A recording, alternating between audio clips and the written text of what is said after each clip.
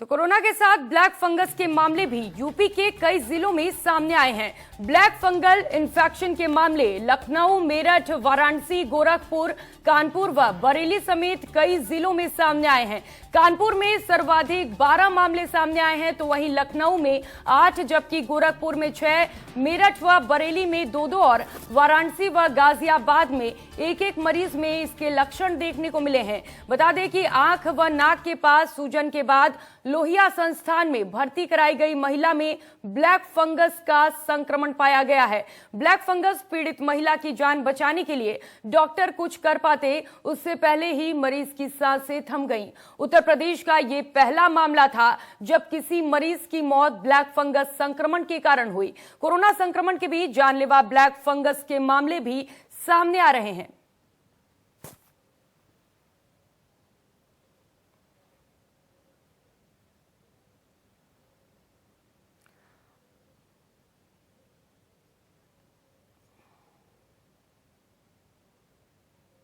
और इस बीच हमारे साथ प्रदेश के तमाम अलग अलग जगह से हमारे संवाददाता जुड़ गए हैं और भी ज्यादा जानकारी लेंगे। हमारे साथ गोरखपुर से सुशील, जतिन गाजियाबाद से और जय शुक्ला लखनऊ से जुड़े हुए हैं और भी ज्यादा जानकारी लेंगे।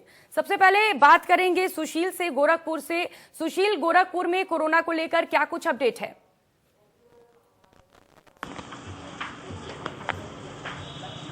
देखिए, बिल्कुल आपको बता दें कि पहले से अब में थोड़ा सा अंतर जरूर आया है। कोरोना का जो कहर है वो धीरे धीरे थम जरूर रहा है, लेकिन अभी भी सावधानी पूरी तरह से रखनी है, क्योंकि आंकड़े अभी बढ़ रहे हैं, कहीं बढ़ रहे हैं कहीं घट रहे हैं। यानी अगर गोरखपुर की अगर बात करें तो कल जहां आंकड़े 500 के आसपास मिले थे वहां 780 पहुंचे हैं। वहीं अभी तक गोरखपुर में टोटल जो है 52,666 के आसपास जो है संक्रमित मिल चुके हैं, तो वहीं 44,442 के आसपास ठीक भी हुए हैं। और तकरीबन टोटल अगर आंकड़ों की बात करें तो 852 के आसपास जो है अभी तक जो है मौत हो चुकी है।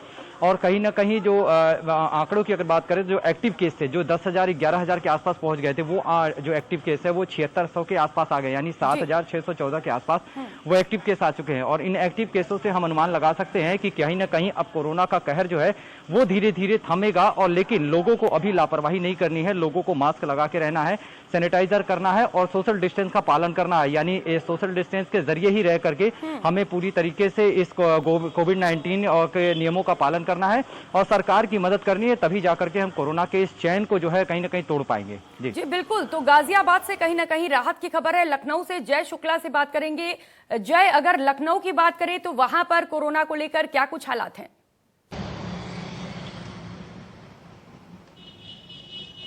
बिल्कुल आपको बता दें कि कोरोना के लेकर के अगर हम राजधानी लखनऊ की बात करें तो कहीं ना कहीं एक राहत भरी खबर जरूर आई है। अगर बीते 24 घंटों की बात करें तो यहाँ पर महज 8,856 ही संक्रमित मिले हैं बीते 24 घंटों में।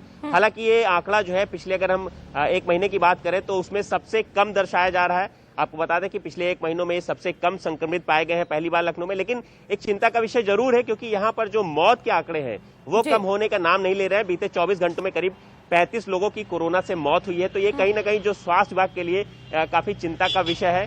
तो वहीं जो ब्लैक फंगस की अगर हम बात करें तो यहाँ पर लोहिया संस्थान में एक महिला की मौत हुई है ब्लैक फंगस के चलते। वहीं करीब 8 मरीज यहाँ पर अलग अलग अस्पतालों में भर्ती हैं।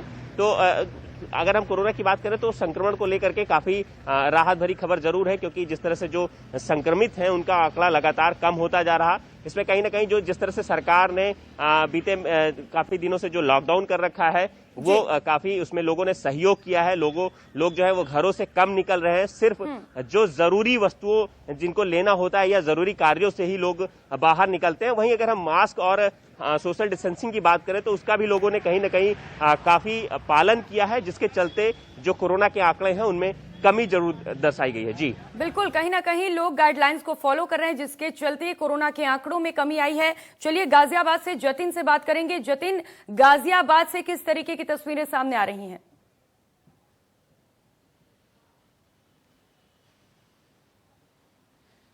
देखिए, लॉकडाउन का पालन सख्ती से कराया जा रहा है और अगर 24 घंटों की कल तक की रिपोर्ट की बात करते हैं तो 300 से ज्यादा नए कोरोना के मामले सामने आए थे। हालांकि बिल्कुल आप सही कह रहे हैं कि पूरे प्रदेश की तरह गाजियाबाद में भी जो मामले हैं वो कम हुए हैं और डिस्चार्ज होने वाले लोगों की संख्या यहाँ ज्यादा है। 600 से ज्यादा लोग डिस्चार्ज हुए। हालांकि मौत का आंकड़ा जो है वो काफी ज्यादा है। 16 लोगों की कल शाम तक जो रिपोर्ट आई थी 24 घंटे की, उसमें पता चला कि 16 लोगों की मौत हो गई। हालांकि ये रिपोर्ट जो है वो निश्चित है आरटीपीसीआर के आधार पर जब ये पूरा आंकड़ा तय हो जाता है तब आती है, लेकिन अब ये माना जा रहा है कि ये आंकड़े जो हैं मरीजों के आंकड़े, उनकी संख्या में और कमी दर्ज की गई है, क्योंकि जिस तरह से ग्रामीण इलाकों में जो मेडिकल चेकअप है और टेस्ट हैं उनकी संख्या बढ़ाई गई है। और गाजियाबाद स्तर की बात करें तो यहाँ पर पुलिस ने भी स्वास्थ्य विभाग की मदद करते हुए ग्रामीण क्षेत्रों में कैंप लगाया है और पुलिस के माध्यम से ही वो चेकअप कराए जा रहे हैं और जिन लोगों को जरूरत है उन्हें कोरोना की मेडिकल किट उपलब्ध कराई जा रही है। तो ये प्रिकॉशनरी भी है और ये एक कदम भी है जो काफी हद तक सकारात्मक रूप में साबित हो रहा है। वहीं अगर बात करें रेमडेसिविर जैसे इंजेक्शन जो जीवन रक्षक इंजेक्शन है जिनकी कालाबाजारी की खबरें आ रही थी, तो उसके लिए बाकायदा प्रशासन ने एक लिस्ट जारी कर दी है डिस्ट्रीब्यूटर्स की कि वहां से आप रेमडेसिविर इंजेक्शन ले सकते हैं। अस्पताल का प्रिस्क्रिप्शन होगा और मरीज के तीमारदार वहां से जाकर उस रेमडेसिविर इंजेक्शन को खरीद सकते हैं। इसके अलावा पुलिस ने भी एक हेल्पलाइन जारी की है जिसमें कहा है कि एमआरपी से ज्यादा अगर कोई भी दवाई या जीवन रक्षक सामान जैसे ऑक्सीजन सिलेंडर या ऑक्सीजन की रिफिलिंग वगैरह हो रही है एमआरपी से ज्यादा, तो वहां पर शिकायत कर सकते हैं और इस हेल्पलाइन पर जो शिकायतें आ रही हैं उन पर कार्रवाई भी लगातार हो रही है। कुल मिलाकर हर तरह से कोशिश की जा रही है कि जो ये आपदा का जो पूरा काल है इससे निपटा जा सके और लोगों को परेशानी ना हो। हालांकि बीते दिनों जो तस्वीर सामने आई थी वो काफी भयावह थी, लेकिन अब उससे कहीं ना कहीं निपटने के जो इंतजाम हुए हैं वो सकारात्मक रूप में नजर आ रहे हैं। जी बिल्कुल जतिन, हर तरफ से ये कोशिश की जा रही है, प्रशासन लगातार मुस्तैद बनी हुई है। कहीं ना कहीं यही वो बड़ी वजह है कि लगातार जिस तरीके से कालाबाजारी के मामले सामने आ रहे थे वो अब कम हो रहे हैं। अब लगातार इस बीच वैक्सीनेशन का कार्य भी जारी है। वैक्सीनेशन को लेकर क्या कुछ तैयारियां हैं तमाम अलग अलग जगह पर, इसकी भी जानकारी लेंगे। सबसे पहले गोरखपुर से सुशील से बात करेंगे। सुशील, अगर वैक्सीनेशन की बात करें तो ये सबसे बड़ी वजह मानी जा रही है जिसकी वजह से कोरोना की चेन को तोड़ा जा सकता है। क्या कुछ तैयारियां हैं फिलहाल वैक्सीनेशन को लेकर, किस तरीके से वहां पर डोज उपलब्ध है?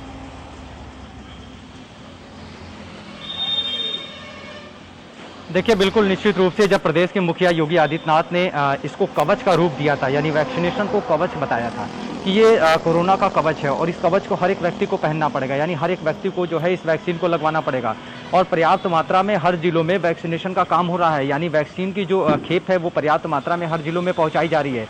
एक बार में गोरखपुर की अगर बात करें तो 20,000 के आसपास जो 18+ के लोगों को वैक्सीनेशन होना था उनके लिए आया था। उसके बाद से फिर 3 दिन बाद, यानी 3 से 4 दिन बाद फिर उसके बाद जो है 34,000 वैक्सीन आया। ये कहीं ना कहीं कह सकते हैं कि जितने भी 26 बूथ बनाए गए हैं सभी बूथों पर 200 प्रतिदिन के हिसाब से वैक्सीनेशन होना है। यानी आप समझ सकते हैं कि वैक्सीनेशन को लेकर के जिला प्रशासन और सरकार कितनी गंभीर है और लगातार लोगों से कवायद कर रही है कि वैक्सीनेशन करवाएं, क्योंकि वैक्सीन लगवाने के बाद बहुत कम चांस रहते हैं कि लोगों का डेथ होगा। संक्रमित तो हो सकते हैं लेकिन संक्रमित होने के बाद भी उन्हें घबराने की जरूरत नहीं है और वैक्सीनेशन होने के बाद वो अपने साथ साथ अपने परिवार को भी सुरक्षित कर सकते हैं। और यही वजह है कि लगातार सरकार लोगों से अपील कर रही है कि वैक्सीनेशन करवाएं और सोशल डिस्टेंस का पालन करें, मास्क लगा करके जाएं और अपने आप को पूरी तरह से सुरक्षित करके वैक्सीनेशन का काम करवाएं और इस सरकार के जो जंग है उस जंग में पूरी तरह से भागीदारी करें। और गोरखपुर में ये चीज देखने को भी मिल रहा है, चूंकि अभी कुछ दिन पहले सीएम योगी आदित्यनाथ गोरखपुर आए थे और चरगवा ब्लॉक पर वो जब पहुंचे थे तो वैक्सीनेशन का जो काम हो रहा था उस दौरान उन्होंने निरीक्षण भी किया था और देखा भी था और लाभार्थी से बात भी की थी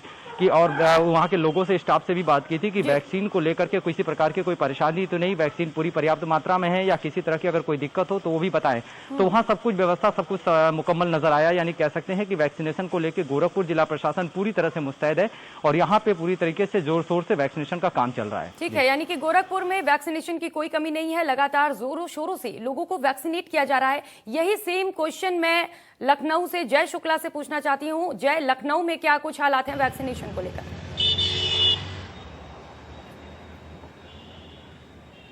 बिल्कुल, आपको बता दें कि जिस तरह से सरकार ने वैक्सीनेशन पर काफी जोर दिया है, हालांकि एक अभियान के तौर पर चलाया जा रहा है। यहां तक आपको बता दें कि जो ग्रामीण स्तर पर जो CSCs बनी हुई हैं, तो CSC लेवल पर भी ये वैक्सीनेशन का कार्य काफी जोरों पर चल रहा है। वहीं तमाम जो शहर के जो तमाम हॉस्पिटल हैं, बड़े हॉस्पिटल हैं, उनमें भी लगातार वैक्सीनेशन का काम युद्ध स्तर पर चल रहा है। इसी के चलते कहीं ना कहीं जो आंकड़े उत्तर प्रदेश में जो कम हुए हैं, जो कोरोना संक्रमितों के आंकड़े कम हुए, कहीं ना कहीं इसको वैक्सीनेशन कारण माना जा रहा है और लोग जो सोशल डिस्टेंसिंग है और जो कोरोना प्रोटोकॉल है उसका पालन भी कर रहे हैं। तो कहीं ना कहीं उत्तर प्रदेश की अगर राजधानी लखनऊ की बात की जाए तो यहाँ पर लगातार वैक्सीनेशन का जो कार्य है वो काफी वृहद स्तर पर चलाया जा रहा है। यहाँ तक अलग अलग टीमें बना दी गई हैं, जो अधिकारी हैं उनको लगा दिया गया है, उनकी मॉनिटरिंग।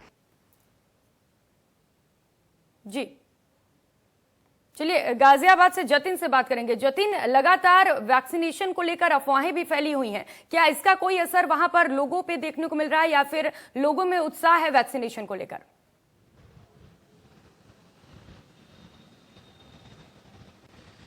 देखिए, जो अफवाहों की बात है उससे लोग उभर चुके हैं। ये बात हमने रियलिटी चेक में भी देखी थी। हम वैक्सीनेशन सेंटर पर गए, लंबी कतार लगी हुई थी संजय नगर के में, और वहां पर हमने पूछा तो उन्होंने कहा वैक्सीनेशन जरूरी है। यानी लोग समझ रहे हैं कि वैक्सीनेशन जरूरी है और वो सेंटर्स तक पहुंच रहे हैं। लेकिन हाँ, जो 15 मई है वहां तक के लिए स्लॉट काफी हद तक बुक नजर आ रहा है, तो लोगों को 15 मई के बाद ही स्लॉट मिल पा रहा है। ये जो स्थिति है वो पिछले सोमवार से चल रही है। सोमवार आते ही बड़ी तेजी से स्लॉट बुक हो गया था। जो ऑनलाइन रजिस्ट्रेशन लोगों ने कराया था तो उनको स्लॉट नहीं मिल पा रहा था, जितने भी सेंटर्स हैं। आपको बता दें 16 सेंटर बनाए गए हैं गाजियाबाद में, और पहले दिन ही 9000 डोज आई थी। उसके बाद 3100 डोज रोजाना हर सेंटर पर लगाने की बात कही गई, और जो डोज हैं वो लगातार लग रहे हैं। लोग जागरूक भी हैं। स्वास्थ्य विभाग के अधिकारी भी इस पर नजर रख रहे हैं कि वैक्सीनेशन को लेकर किसी भी तरह की अव्यवस्था न हो। इसके लिए बाकायदा जो पुलिस है उनसे मदद ली गई है, सेंटर्स पर पुलिस लगाई गई है, होमगार्ड्स की ड्यूटी बाकायदा इसके लिए लगाई गई है कि लोगों को परेशानी ना हो। सोशल डिस्टेंसिंग बनवाकर जो वैक्सीनेशन का टीकाकरण है वो करवाया जा रहा है, और ये सुनिश्चित किया जा रहा है कि कोई भी अव्यवस्था ना हो। जी, यानी कि कुल मिलाकर हर जगह पर वैक्सीनेशन को लेकर पुख्ता इंतजाम किए गए हैं। तो जो ये कोरोना की चेन है उसको तोड़ने के लिए वैक्सीनेशन एक अहम भूमिका निभा रही है। इस बीच लॉकडाउन के कारण भी कहीं ना कहीं कोरोना के आंकड़ों में कमी आई है। लॉकडाउन पर भी चर्चा करेंगे, किस तरीके से लॉकडाउन की तैयारियां हैं, किस तरीके से पालन कराया जा रहा है नियम कानून का। सबसे पहले बात करेंगे सुशील से गोरखपुर से। सुशील, गोरखपुर की बात करें तो वहां पर लॉकडाउन का किस तरीके से पालन कराया जा रहा है और लोग कितने अलर्ट हैं इसको लेकर?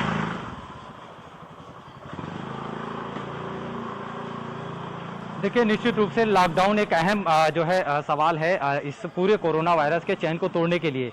पिछली बार भी लॉकडाउन लगाने के बाद सख्ती से जब उसका पालन किया गया था, लोग अगर मास्क बिना लगाए मिलते थे तो उन्हें गुमराह बनाया जाता था, उनका चालान किया जाता और एक अस्थायी जेल बनाया गया था, वहां पे उनको जो है रखा जाता था। इस बार भी जो है लॉकडाउन को सख्ती से पालन कराने के लिए कहा जा रहा है, लेकिन तमाम ऐसे लोग थे जो बिना मास्क लगाए सड़कों पर नजर आते थे, जो बिना जो है सोशल डिस्टेंस के नजर आते थे, उन पर कार्रवाई भी हो रही है, उनका चालान हो रहा है। और चालान में सबसे बड़ी बात है कि पहले जो 500 चालान था वो 1000 हुआ, 1000 के बाद वो 10,000 कर दिया गया है, यानी 10,000 तक जुर्माना लगेगा। और अब एक अस्थायी जेल भी बनाने की बात कही जा रही है, यानी अब जो भी बिना मास्क के नजर आएगा उसको अस्थायी जेल में रखा जाएगा। और पूरी तरीके से कोविड-19 के नियमों का पालन कराने के लिए सरकार और प्रशासन पूरी तरह से सख्त है, और अगर जो भी इसका पालन नहीं करेगा उसके खिलाफ सख्त से सख्त कार्रवाई की जाएगी। पूरे अगर गोरखपुर की बात करें तो सारे चौराहों पे पुलिस के जवान मौजूद हैं। अगर बिना मास्क के या बिना काम के कोई बाहर निकलता है, लॉकडाउन का उल्लंघन करता है, तो उसके खिलाफ सख्त से सख्त कार्रवाई की जा रही है, उसका चालान किया जा रहा है, और अगर दूसरी बार वो पकड़ा गया तो उसे जेल भी भेजा जा रहा है। तो आप समझ सकते हैं कि जो है आपदा अधिनियम के तहत और लॉकडाउन उल्लंघन के तहत ये पूरी कार्रवाई की जा रही है, और पूरी तरीके से कह सकते हैं कि जिला प्रशासन और पुलिस महकमा सड़कों पर रह करके दिन और रात पूरी तरह से लॉकडाउन का पालन कराने की कवायद कर रही है। लेकिन सबसे बड़ा सवाल है, हमें और आप सबको ये समझना होगा